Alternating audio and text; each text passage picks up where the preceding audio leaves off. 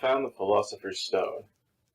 After literally minutes of searching for this amazing piece of mystical something, I've discovered the most consistent plot MacGuffin in the history of plot MacGuffins.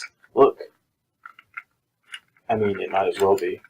I used its great power, which can grant eternal, uphold all of the knowledge of the universe, turn base metal into gold, create sorcerous runes, be melted down into and created pretty much anything on the entire Earth, as well as make shitty internet videos.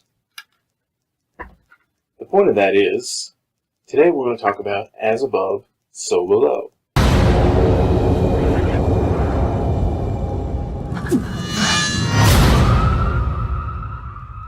The latest in the 10 trillion entries long series of movies that in some way contain a reference to the Philosopher's Stone. And the entire point of this movie is to jump at scary things, and in that aspect I feel like it succeeds. However, you don't just want my opinion, so I've decided that I'm going to bring in a guest commentator on this particular film. Hey. Introduce yourself, man. Plebeians.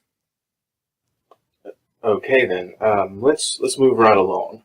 Because there's not a whole lot in the way of storyline in this movie, at least storyline that you can't outwardly guess. I don't feel like there's a need for a spoiler warning, but just in case. It's a discussion of film, you cretin. How does one discuss a film without discussing elements of said film? The jackass means that there are spoilers ahead. The story follows Scarlet, the best representation of Lara Croft from Tomb Raider that's ever been put on film. She speaks 4 languages, has a black belt in the Israeli martial art of Krav Maga, and can apparently sneak into hostile countries completely undetected and carry things out without worrying about customs and other things like that. She also walks on water. My name is Scarlett Marlowe, and I'm a student in urban archaeology. And her very urine is Olympian nectar. Yeah, she's kind of a Mary Sue, and her ability to pull answers directly out of her shapely behind kind of hurts the movie's credibility a little bit. Scarlett's only real flaw is that she's too awesome. Throughout the film, she proves that she's completely reliable, the smartest person in the room, the most capable person in the room, all while still managing to look like a Barbie doll. This is the Empire of the Dead. The film is shot documentary style, replete with all the usual contrivances these asinine found footage films employ. Is everyone okay? I think I am. What the hell do we do now, huh? We can't go back. We should just keep moving. To explain how cameras tend to end up in all of the right places to show the audience everything they need to see. I think most of the big scares in this movie would have been diminished if it was shot in a more traditional way. I think a lot of the jumping out of the dark stuff works best if, in fact, you can't see half of what's going on. There is simply no reason for these characters to carry all of these cameras about when 1, perhaps 2 at the most, will suffice for their documentary. I mean, no, it doesn't excuse that. I found myself looking at the floor of the theater about probably a solid third of the movie. Because the theater floor offered more of interest in those moments. Alright, you got me there.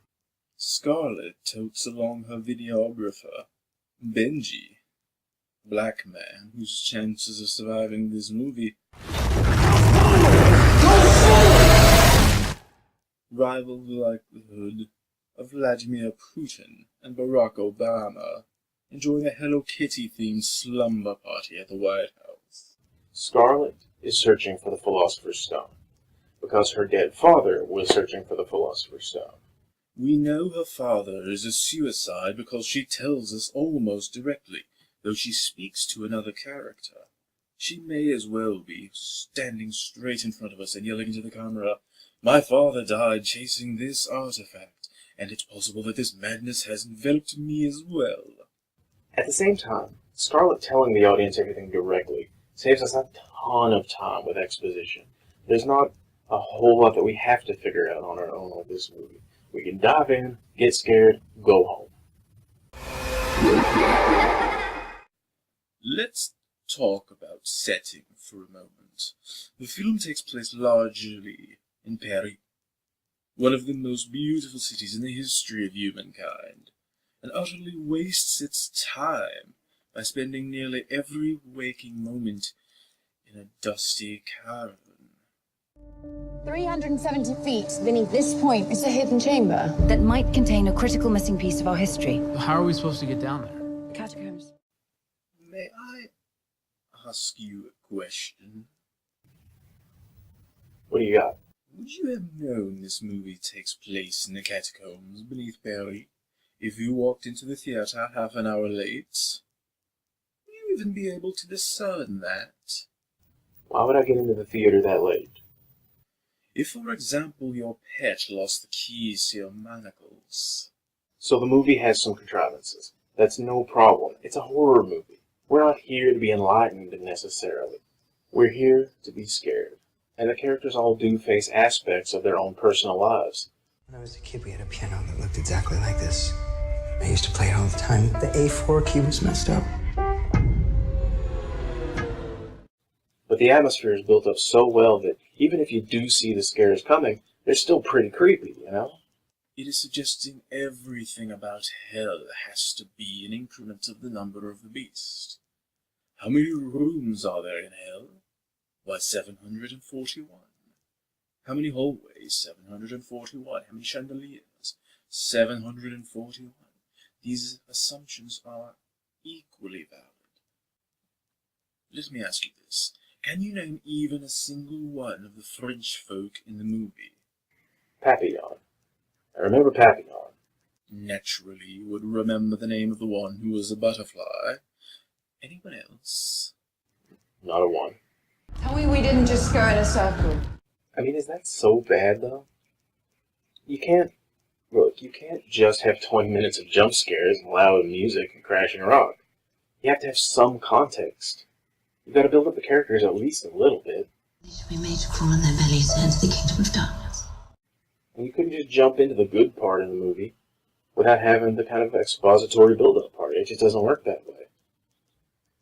I would say if you were to tell me that you weren't scared during this movie at all, then I would say you came into this movie trying not to be scared.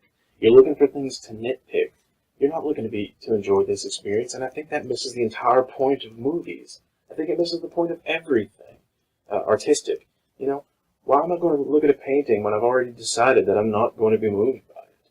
Why am I going to watch any television show when I've decided already that I'm not going to like it? You know, this is what we've talked about before, about opening your mind to experiences that maybe you don't think you're going to be into.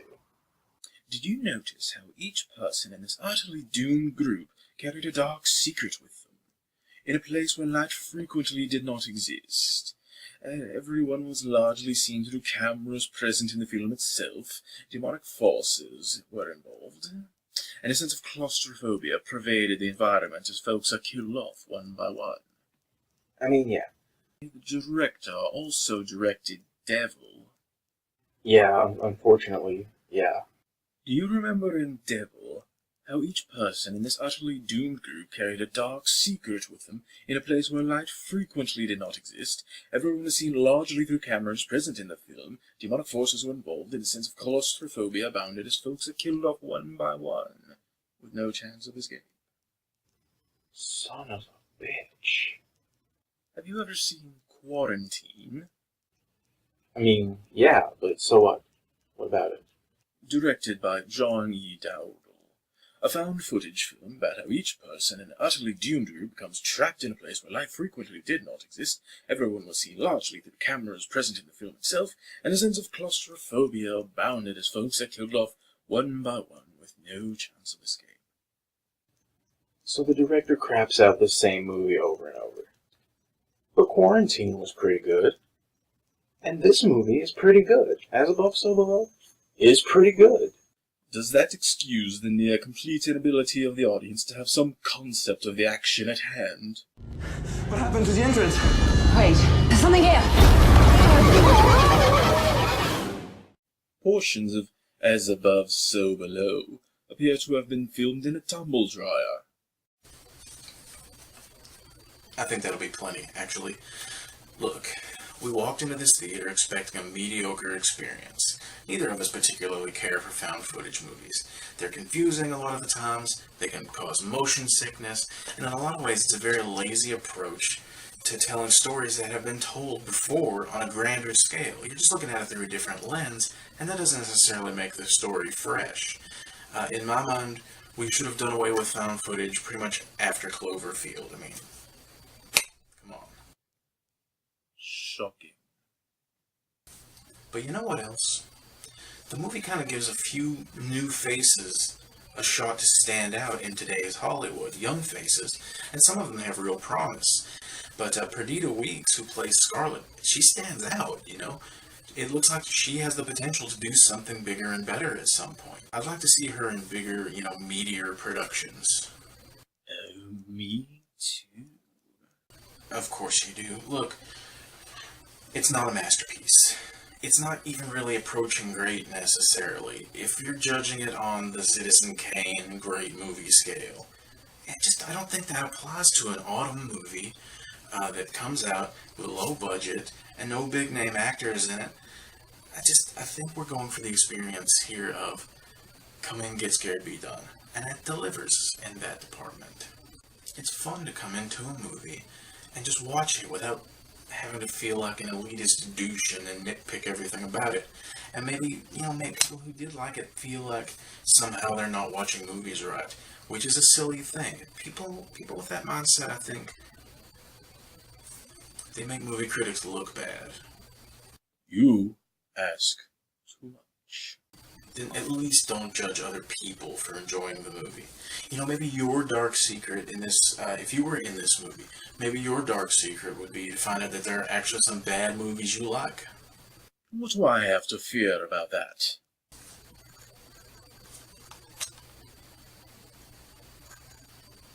Oh my god. Oh, I'm so sorry I ever doubted your taste in filmmaking. Please remove that from my sight. Damn straight. Did you hear that? So that's As Above, So Below. It's not a masterpiece, but it'll do. It's worth $8. Go watch it. Have fun. Take someone who's really easy to scare, and that's the best part of the movie. And we'll see all of you lovely folks next time. Kisses.